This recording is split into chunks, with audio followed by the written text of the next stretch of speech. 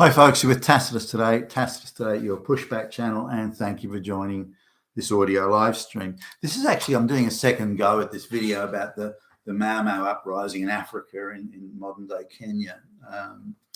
I did a video about this some days ago, and I listened to the first minute of it, and it seemed fine, so that was it. And then I got a message, in fact more than one message, people asking me why is the video only 1 second long. So it had gone from being I think 16 minutes down to suddenly 1 second. I don't know what happened there or how it happened, but so this is why I'm doing this one again. So I just want to sort of set the scene. This is post-colonial Africa, and or as the colonial system is unwinding, if you like, and African nationalism and African independence and all this sort of thing are very much the buzz leading up to World War II, and again, even more so after World War II. And the colonial powers, for example, Britain and other European powers, they were sort of working on a transition plan of something like 25 to 30 years to try and build up a black middle class and a black civil service and all this sort of thing. But because the shrill screams from the Americans and the Russians were sort of dismember these colonial empires, then the British decided to cut short their transition from 30 odd years down to sort of 15 years. And it had a debilitating effect, I think, on Africa, given that the Africans didn't have that developed middle class, didn't have that developed public service and judiciary to the level that the Europeans thought were necessary to have an orderly sort of society. So that stampede, in the end, the Europeans stampeded out at high speed. But anyway, one of the things that one of the uprisings that occurred in Africa was referred to as the Mau Mau, MAU, the Mau Mau uprising. And it's worth having a look at that because it's sort of illustrative of the attitudes, views, the fallout, and if you like, the troubles that Africa suffers today, and how the attitudes then, as indeed they are now, are really not sufficiently nuanced of the history. So today, and indeed to some extent at the time, and certainly pushed by the Marxist communist Soviet Union that had a professional agitator school for Africans, by the way, this idea of evil whitey and oppressing helpless blacks and stealing everything they have and so on was very much part of the lexicon, and as I mentioned, still is today. So let's have a look at that. Now, when the British came to what became Kenya, in the 1800s, they noticed there was vast areas of, when I say vast, probably, I don't know, 5% of the area of Kenya, but there were areas within Kenya of absolutely superb farmland. And the Europeans looked at this, and the native Africans weren't really using it. They were still sort of semi-nomadic hunter-gatherer type people who were using little strips of it, little bits of it here and there. They'd wander off for a year or two, come back, and then take up another strip of it. So it was very low productivity, not well used, not widely used, but just a hodgepodge sort of patchwork of native farmers having small strips of land rather than any sort of major commercial undertaking. It was still pretty much subsistence agriculture. Now, it's nowhere near the major ports, or there was no roads to it. So it's not like they could produce crops on any sort of large scale and then successfully transport them somewhere for sale. It just wasn't like that. And the population of the area wasn't huge either. So, in the whole area, there's probably only a couple of million people, and that's in the wider area of Kenya, not on the farmland. And the farmland, there maybe it was a few thousand people.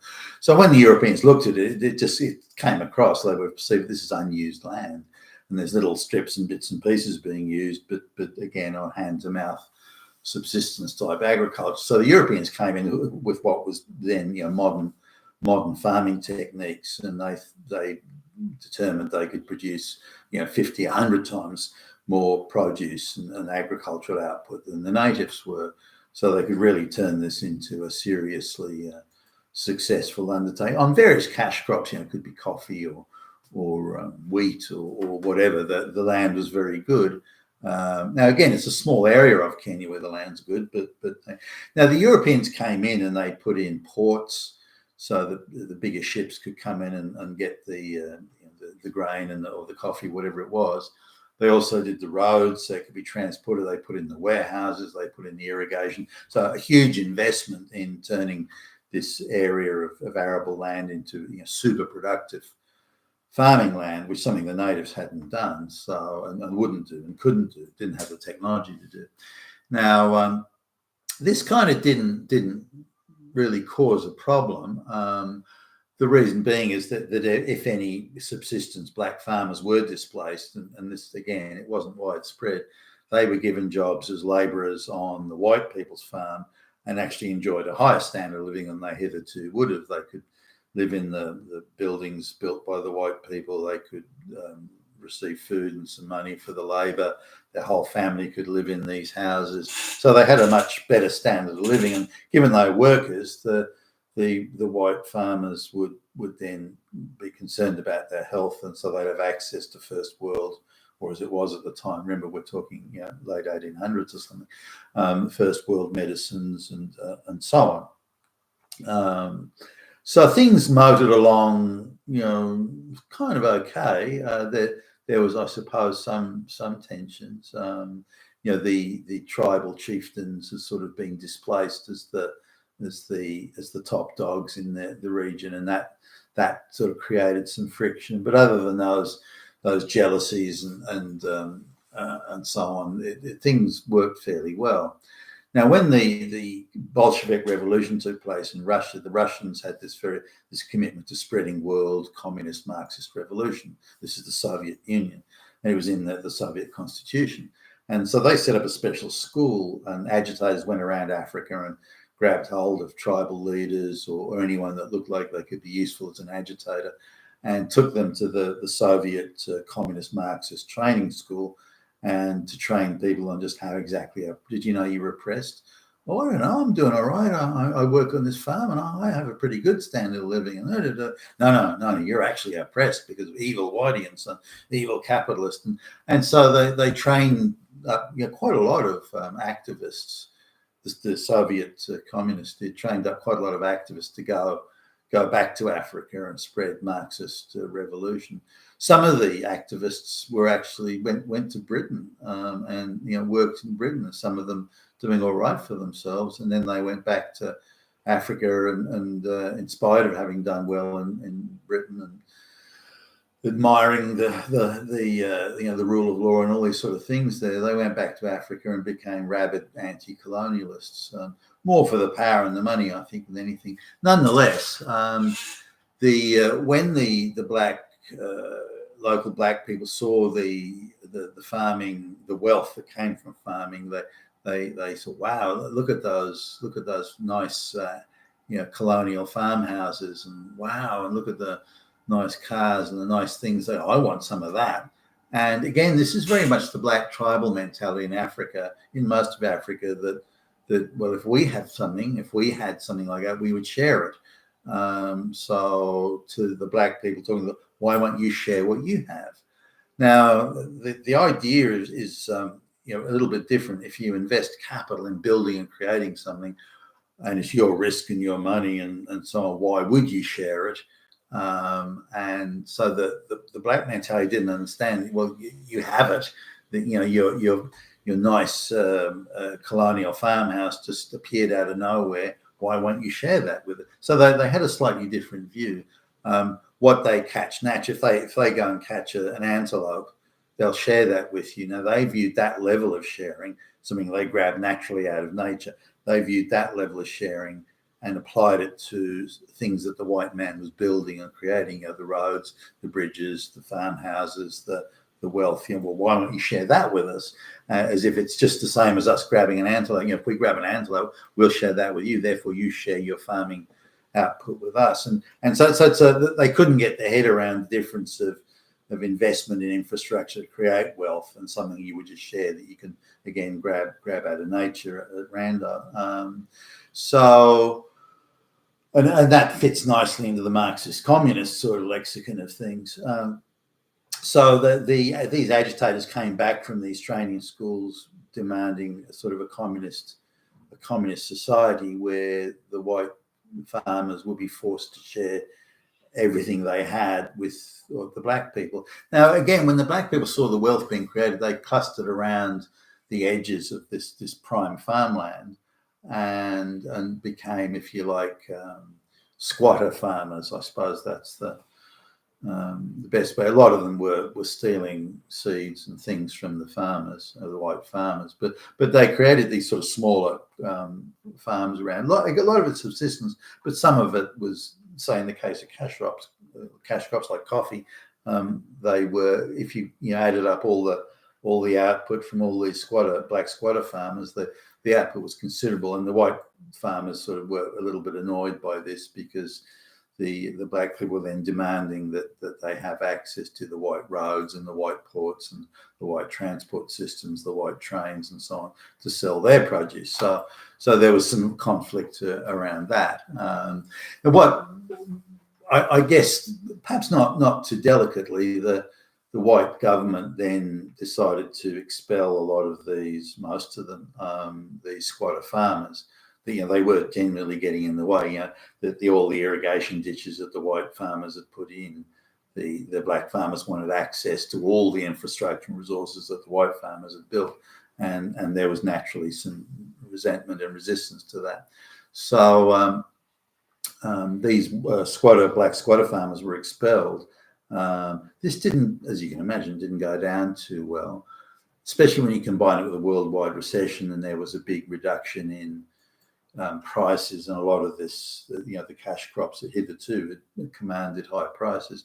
So the white farmers were laying off workers because they didn't need them because of the worldwide depression and so on. So a lot of these people, these black farmers then, or squatter farmers, or even the labourers on the white farms, were being displaced, and they were going into the cities looking for work and trying to sort of hustle anything they could.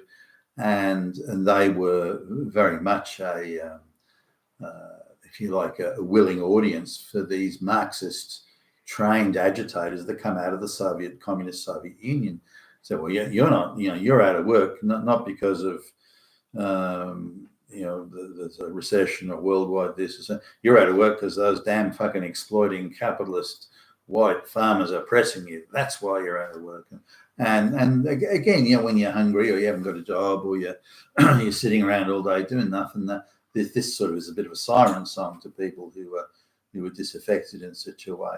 The second wave of discontent, and this is sort of really led directly to the Mau Mau thing, was after World War II, the British government had promised to soldiers who'd served in the army during World War II, who hitherto had been farmers, that they would be given 100 acres each in Kenya. This is this good farmland, given 100 acres each, and I think there were between 8,000 and 10,000 of them, to go to Kenya and have this farm. Now, 100 acres of prime farmland, especially people who've got agricultural expertise, they could have done pretty good out of that. But more squatter farmers were displaced, or land that they thought they could get back now that the worldwide depression was over. Land that hitherto the black squatter farmers thought they could get back were now being given to white farmers, and that didn't go down too well. And I don't think the British government really handled the whole thing too well either. The public relations side of it, I think, was botched. Now, there's a second sort of thing that happened, and I think this is what tipped it decisively over, was farm mechanisation began to really take off. So there was widespread affordability of various harvesting machines, planting machines, tilling the fields, the technology there, tractors, these sorts of, and this suddenly halved, or more than halved, the need for farm labour, which was mostly nearly all black. So suddenly half the black, or half and more than half the black workers were suddenly out of work because of farm mechanization. And again, these people filed into the cities as though the bigger towns, and formed a real nucleus of agitators. So when the Mau Mau thing came out, it was discontent fanned by the communist Marxist sort of agitators, and the unemployment and that was coming through mechanization and displacement over squatter farming and things like that.